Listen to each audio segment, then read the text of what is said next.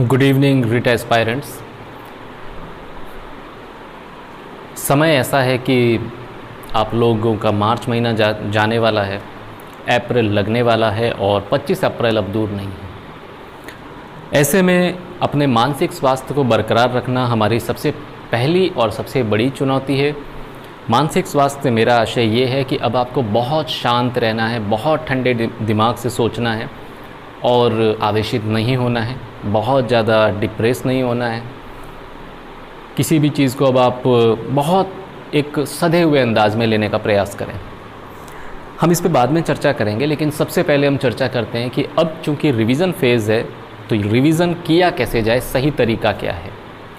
Content आप पढ़ चुके हैं और आपने 2-3 बार उस कंटेंट को पढ़ा होगा, समझा होगा। अब चूँकि फाइनल फेज़ का रिवीजन है तो ये रिवीजन धीमे हो और धीमे होने के साथ ही साथ रटन विद्या से दूर हो। कहने का आशय सिर्फ इतना है कि आपने जो भी नोट्स बनाए हैं या किताबों से डायरेक्टली पढ़ा है, आप उनको इस तरह से वापस से पढ़िए कि निर्धारित समय में आप कम से कम 2 बार उनका रिवीजन कर पाएँ। ये सफिशिएंट है, पर्याप्त है।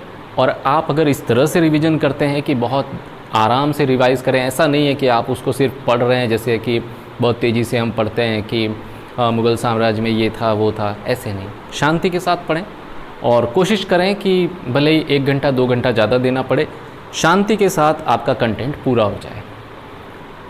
रिवीजन के लिए ये तरीका सबसे बढ़िया तरीका है, ख़ास तौर से जब हम लास्ट फेज़ के रिवीजन की बात करते हैं।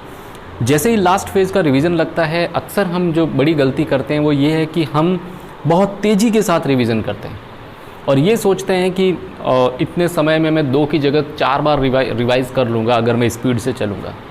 लेकिन ये बड़ा घातक साबित होता है, क्योंकि दिमाग के अंदर अगर कोई फैक्ट नहीं बैठ रहा है और आप उसे सिर्फ पढ़कर छोड़ रहे हैं तो वो कन्फ्यूज़न क्रिएट करेगा। जो आपके साथ ये जो स्थिति होती है ना कि कभी किसी आंसर में आपको क्वेश्चन में दोनों आंसर सही प्रतीत होते हैं, उसकी वजह यही है क्योंकि आपने उसको केयरलेस ढंग से रिवाइज़ किया। तो फ्रूटफुल तरीके से रिवाइज़ करें, बहुत आसानी के साथ रिवाइज़ करें और 4 रिवीजन की ज़रूरत नहीं, आप सिर्फ 2 बार भी कर लेंगे तो सफिशिएंट है, पर्याप्त है, आपका काम हो जाएगा।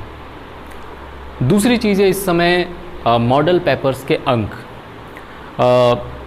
कई स्टूडेंट्स, कई रीट एस्पायरेंट ऐसे हैं जो मैसेज करते हैं कि सर मैं मॉडल पेपर दे रहा हूँ और मेरे मार्क्स बहुत अच्छे आ रहे हैं। मैं बधाई दे देता हूँ। कुछ हैं जो कहते हैं हमारे मार्क्स बहुत ख़राब आ रहे हैं। मैं आपको बता दूं कि मॉडल पेपर के अंकों का आपकी परीक्षा से कोई लेना देना नहीं है। मैं खुद जैसे प्रैक्टिस सेट आपको दे रहा हूं तो मैं सिर्फ ये सोचता हूं कि ज़्यादा से ज़्यादा तथ्य आपको दिए जा सकें और मॉडल पेपर बनाने वाला व्यक्ति भी यही सोचता होगा। परीक्षा में महत्वपूर्ण एरियाज से क्वेश्चन आते हैं, ऐसी चीज़ें जो आपको टीचर के रूप में बच्चों को पढ़ानी पड़ेगी, समझानी पड़ेगी, उन चीज़ों पर ज़्यादा फोकस होता है। तो आप ये ना देखेंगे कि मेरे पास तथ्यों का संग्रह कम है इसलिए मेरी रिट में मार्किंग कम होगी। अगर आपकी अंडरस्टैंडिंग जो कंटेंट आपने पढ़ा है वो ज़्यादा है तो आपकी निश्चित तौर पर जीत होगी। तो इस भय को, इस प्रेशर को अपने ऊपर हावी ना होने दें। इन अंकों का कोई रोल नहीं रहेगा आपके अंतिम परीक्षा परिणाम में। अंतिम 2.5 घंटा या जो भी है आपका समय, उसमें आपका दिमाग चल गया 150 प्रश्नों में तो आप कामयाब हैं। और वो तभी चलेगा जब अब आप आज से ही बहुत शांत रहने का अभ्यास करेंगे। अगली चीज़ जो है वो है मेंटल प्रेशर से बाहर आना। देखिए, हमारा जो दिमाग है इससे एक्सपेक्ट ये किया जाता है कि ये सोचे, समझे, लॉजिकली किसी चीज़ को इवैल्यूएट करे और उसके बाद हमें एक सही निष्कर्ष तक ले जाए। इसलिए ये दिमाग उसने हमें दिया है। जब सकारात्मक स्थितियां हैं तो हमारा दिमाग बहुत तेज़ी से काम करता है। फॉर एग्ज़ाम्पल, अगर आपका कोई टॉपिक बहुत अच्छा क्लियर है तो यहाँ से आप रिलैक्स्ड रहेंगे। अब चूँकि आप यहाँ से रिलैक्स्ड हैं तो चीज़ें आपके लिए बड़ी आसान हैं। लेकिन जैसे ही स्थितियाँ बदलती हैं, थोड़ी सी डिफ़िकल्ट सिचुएशन आ जाती है तो अब आप यहाँ से प्रेशराइज्ड हो जाते हैं। यहाँ आपको दबाव और तनाव महसूस होता है और उसका असर आपके मार्किंग पे पड़ता है। तो मेंटल प्रेशर से बचने की कोई दवाई बाज़ार में उपलब्ध नहीं है। सिर्फ आपको समझाया जा सकता है, आपको गाइड किया जा सकता है कि कैसे आपको मेंटल प्रेशर को परे रखते हुए चलना है। आपके चिंता करने से किसी चीज़ का समाधान नहीं होने वाला। आपके तनाव में आने से रिट के जो पेपर सेट करने वाले लोग हैं वो प्रश्नों को नहीं बदलने वाले। जो होना है वो होकर रहेगा। तो ऐसे में आप अपना सर्वश्रेष्ठ तब दे पाएंगे जब आप अभी से यहाँ से रिलैक्स्ड हो जाएंगे। एक ही विचार दिमाग में रखिए, जैसी पेपर की प्रकृति होगी उसी अनुरूप मेरे उत्तर होंगे। बस ये एक मंत्र आप याद रखिए और आप बहुत आसानी के साथ इस परीक्षा को दे पाएंगे। कोई भी एग्ज़ाम आप ले लें, चाहे आप कोई मॉडल टेस्ट पेपर सॉल्व कर रहे हैं या कोई आप एग्ज़ाम दे रहे हैं, उसमें 8 से 10 प्रश्न ऐसे होते हैं जो आप सही कर सकते थे, लेकिन वो इसलिए गलत हो जाते हैं क्योंकि आपका दिमाग तनावग्रस्त रहता है और आप सही निर्णय पर नहीं पहुंच पाते। तो फैसला आप कर लीजिए कि क्या उन 8 से 10 प्रश्नों को इस बार भी आपको खोना है। अगर आप चाहते हैं कि नहीं, वो 8 से 10 प्रश्न मेरी मेरिट में बहुत बड़ा रोल निभा देंगे, तो बेटर है आप ये सीखें कि किस तरह से अब आपको नॉर्मल रहना है। चीज़ों को जनरलाइज और नॉर्मलाइज करना आपको सीखना पड़ेगा। एक बार जब आप इसका अभ्यास ढंग से कर लेंगे, दबाव को खुद से परे रखेंगे, ये कोई वस्तु तो है नहीं कि यहाँ से उठा के यहाँ रख दें।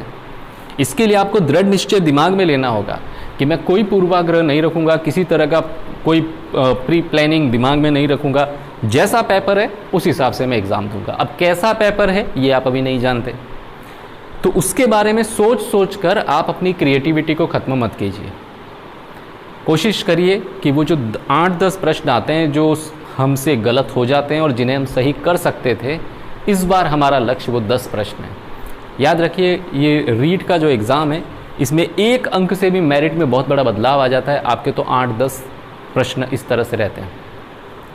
इन चीज़ों पे सोचिएगा ज़रूर, और कमेंट सेक्शन में खुला रखता हूँ। कोशिश मैं कर रहा हूँ कि हर एक के कमेंट का जवाब दूँ ताकि आप थोड़ा सा कॉन्फिडेंट फील करें, लेकिन फिर भी काफ़ी कमेंट्स ऐसे होते हैं जो अननोटिस्ड रह जाते हैं, उनके लिए माफ़ी चाहता हूँ।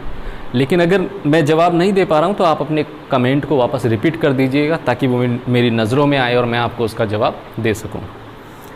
आखिरी चीज़ आज के इस वीडियो में ये है कि जितना भी आप कर सकते हैं वो सिर्फ यही है कि आप अपने आप को शांत रख लें।